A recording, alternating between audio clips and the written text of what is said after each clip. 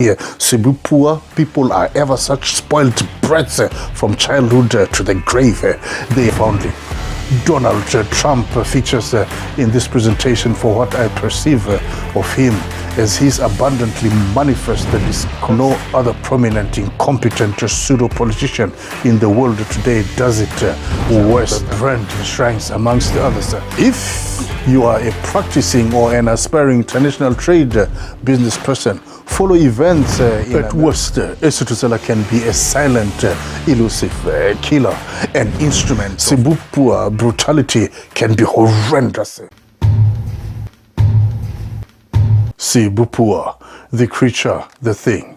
Donald Trump reminds me of sethotsela in South Africa, the land of my birth. Sethotsela is the outcome of a once buried corpse returned to life by witchcraft methods. This is a creature of the night. It is meant to spread terror in certain human populated areas, although it may be met in the wild of the night, in the forests or mountains.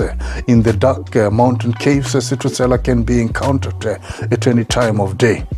With the years, and especially since I started writing and publishing books since 2015, I find myself resorting to my mother tongue, Sesotho, in my efforts to understand sociological phenomena in the world. Growing up and going to school in Lesotho during my formative years in the 1960s, the expression 𝗨𝗪𝗪𝗪𝗪 was used to describe children and adults of exceptional intelligence. Intelligent children are shown at school and socially. Intelligent adults are shown in all human productive endeavors, from agricultural work to national leadership roles. Translated in English, 𝗨𝗪𝗪𝗪𝗪 means natural intelligence or intrinsic wisdom. People with 𝗨𝗪𝗪𝗪𝗪 are the kind of people who just know it. They just have it. They are effortless problem solvers, ever with viable explanations of how things in nature and society work at all levels. It is in the concepts and metaphors of 𝗨𝗪𝗪𝗪𝗪 abound in deep Sesotho language speakers that I have found greater clarity in my strive to make sense of my world, its joys and traumas. The caliber of our world leaders and the outcomes of their work for the good or bad of their respective societies and the global community fascinates me profoundly. Donald Trump features in this presentation for what I perceive of him as his abundantly manifested, disconcerting, unhinged intrigues of being. No other prominent, incompetent pseudo-politician in the world today does it worse than Trump. The Donald Trump brand shines amongst others blatant extreme white supremacist racism, bravado, condescendence, denialism, fascism, fraud, idiocy, incongruent, inconsistency, indecency, infantility, ingratitude, lies, manipulation, mockery. There is also misogyny, mayhem, obstinacy, petulance, career suicide, rigmarole, vindictiveness, vulgarity, and white privilege. It beats me that there exist pro-Trump racial interest groups under the banner such as Blacks for Trump, Chinese for Trump, Indian Americans for Trump, and Latinos, to name a few. And then there are women for Trump. Jesus. Disclosure. This presentation is an extended and updated version of an original essay I wrote and published on my blog, Chilembo Warrior Moves. The publication was on January 13, 2022. I've been following with fascination as to how, with his cult of personality intrigues, Donald Trump has managed to polarize the American society. I do not expect that the stuff that I write or say about Donald Trump will ever make any difference if ever they got to him or his cause. It is not my goal either. I neither write nor speak about the man for his sake. I do this for myself, for the preservation of my sanity. Donald Trump is not my cup of tea. People have the right to hold opinions on anything or anybody they like or don't like. However, I'm ever so baffled by people who say that they don't know anything about politics and that they neither are interested in the concept and practice of politics. politics is the science of governance.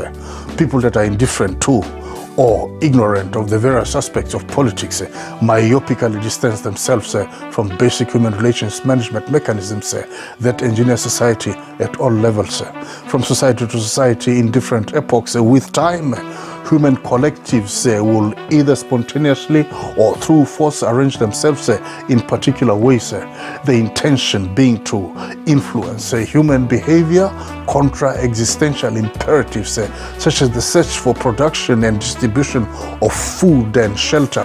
That will include the creation of systems and structures that enhance and sustain the people's general well-being, ensuring the propagation of the species. Historically, different ideologies have emerged in efforts to explain the roles and positions of people in the processes of living in a world of limited survival resources.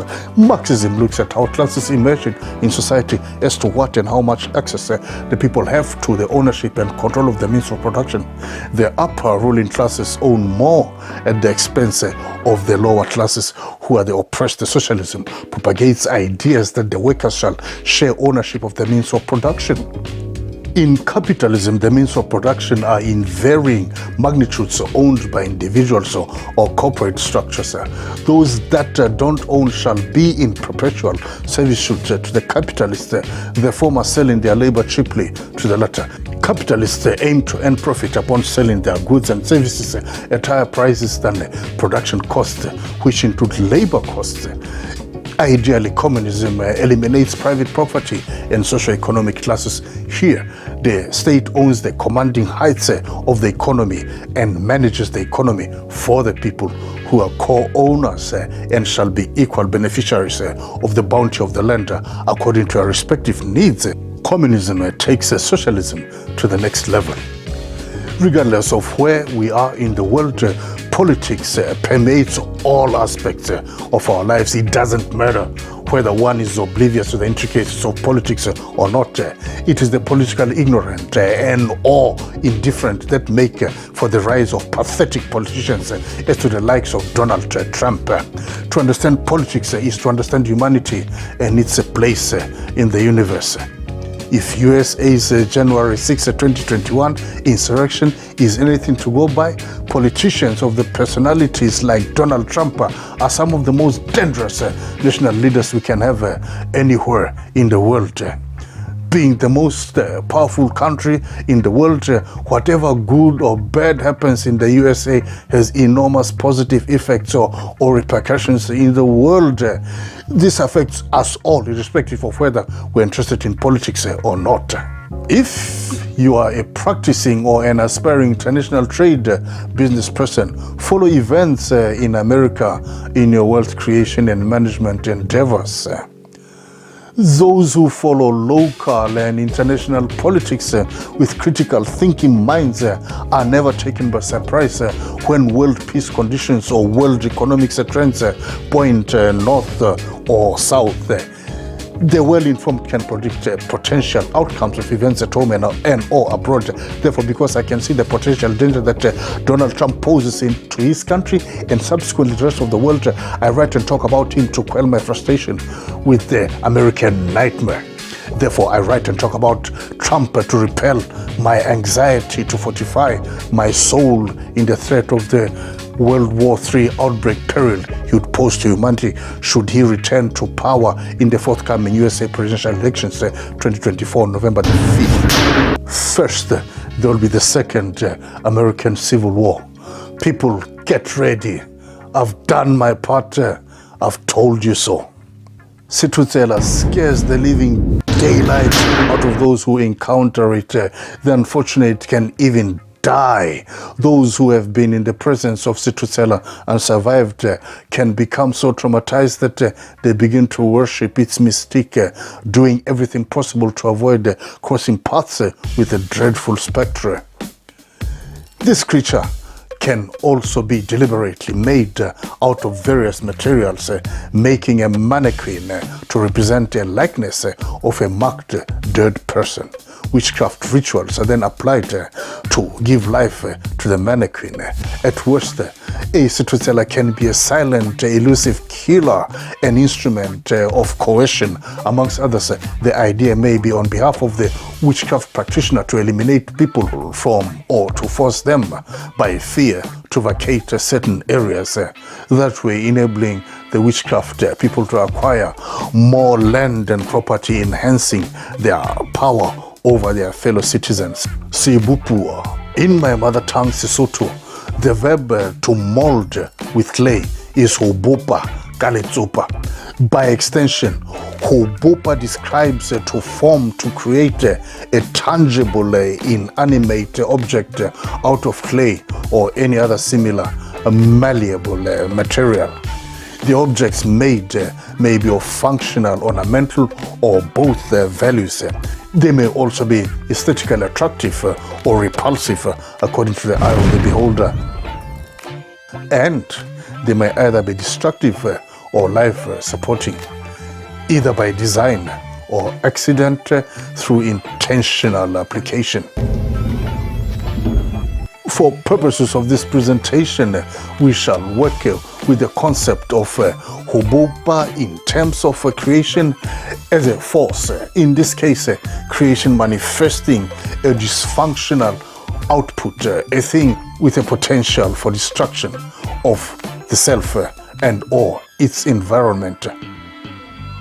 I define creation here to be the suprahuman force that is responsible for the existence of the universe and all that exists or doesn't exist in it.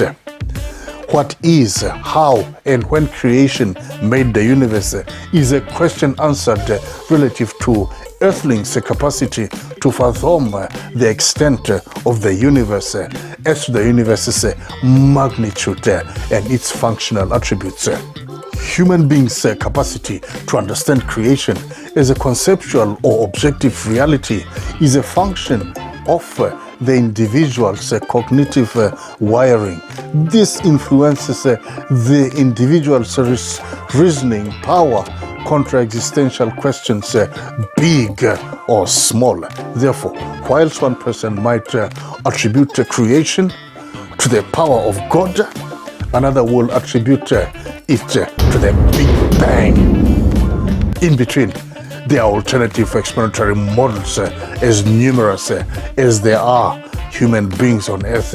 I won't go there. Etymologically, expanding 𝗨𝗪𝗂 leads us to, amongst others, the adjective sebopua. The latter approximately translates as a product of creation, that is to say, a thing, an object, the existence of which is acknowledged simply because it exists as a result of creation's infinite creative potential. Creation gets it right most times. It screws up badly sometimes.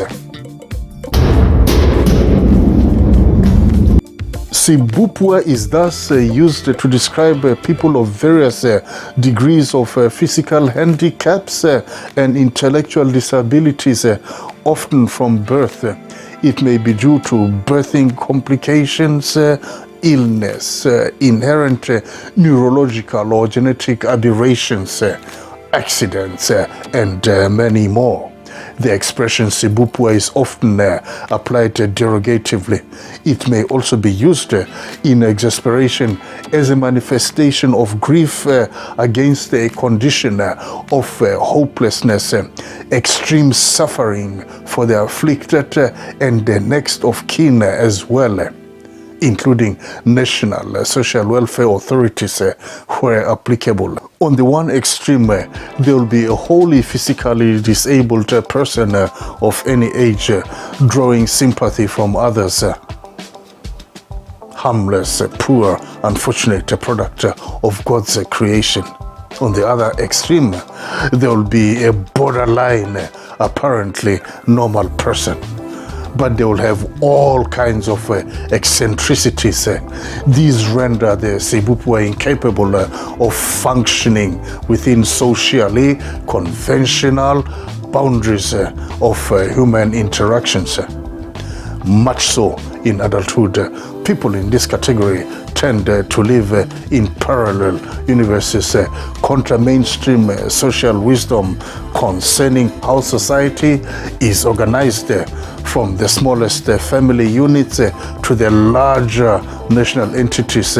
Here, the term sebopua is applied derisively, and it may attract animosities towards the concerned. Sebopua, people break all the rules, either purposely or because it is what it is. They don't know anything else but their unique ways of looking at the world. They cannot understand that others can think or act differently from them in given situations. They simply don't know how to empathize.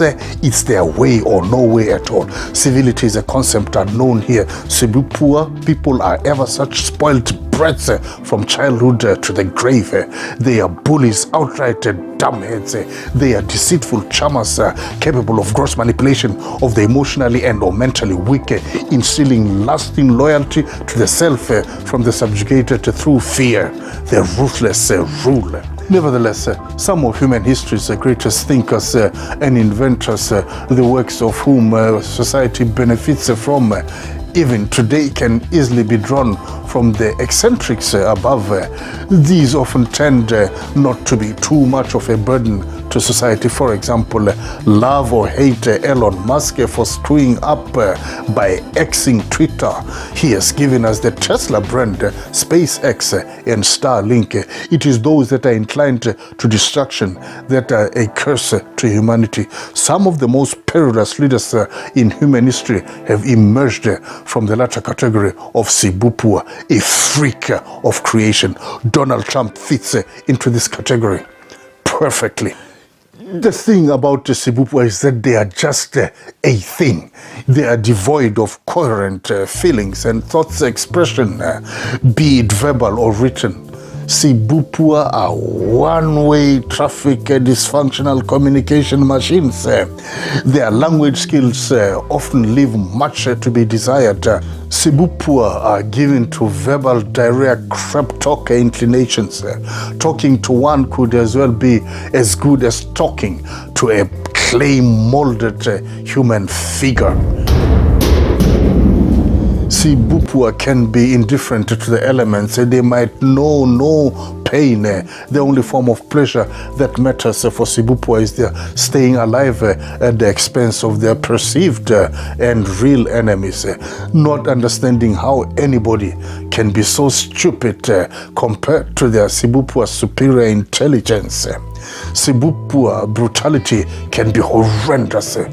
Woe to the spineless that fall Sebopua's deceptive charisma. Woe to non-stayer enemies of sebopua. Find 𝗕𝗘𝗕𝗢𝗔 Prigozhin, he will tell you about Vladimir Putin. Mike Pence barely survived Trump's maga lynching mob. Another thing about sebopua is that an eccentric sebopua is a sebopua. The condition knows no color, it knows no race. The only difference is the relative extent of power exercised and access to weapons of destruction according to sebopua's location on the planet. This here debunks racism as an ideology that claims and pushes ideas that some races are inferior to others. In a perfect world of the free, people group in cliques, not only out of racial identity solidarities. Both for the good and the bad, people are drawn to and bond with one another out of shared mental constructs, that is to say, shared world views as to common fears or human passions. Opposite poles attract is a magnetic studies principle in physics. In human relations, bonds reflecting and upholding certain innate behavioral attributes are captured in the idiom, birds of a feather flock together. There is sebopua in the cul-de-sac in America today. Donald Trump. The walls are closing in. I wonder what he's going to do when he can't breathe anymore. They say he farts all the time. In England, another one beat the dust, Boris Johnson, with Brexit. The world must now learn to stop political experiments with sebopua, that is sebopua plural form, if we have learned anything from the coronavirus COVID-19 pandemic. In the old days, sebopua used to be hidden away, or worse. Democracy is a wonderful thing in our times. Everyone has the right to live in principle, whatever the cost. However, there's a tipping point to everything in life. May the fair and just prevail in all holes and surfaces of the planet. May light reign supreme. Ultimately, the future must be bright for all. This will be it for today. Thank you for watching. I hope you enjoyed the presentation. Do check this video up here so you can see how white America is the same as black Africa. We all are one. I'll see you in the next one. In the meantime, stay cool, stay well, stay strong, keep the faith, love and peace.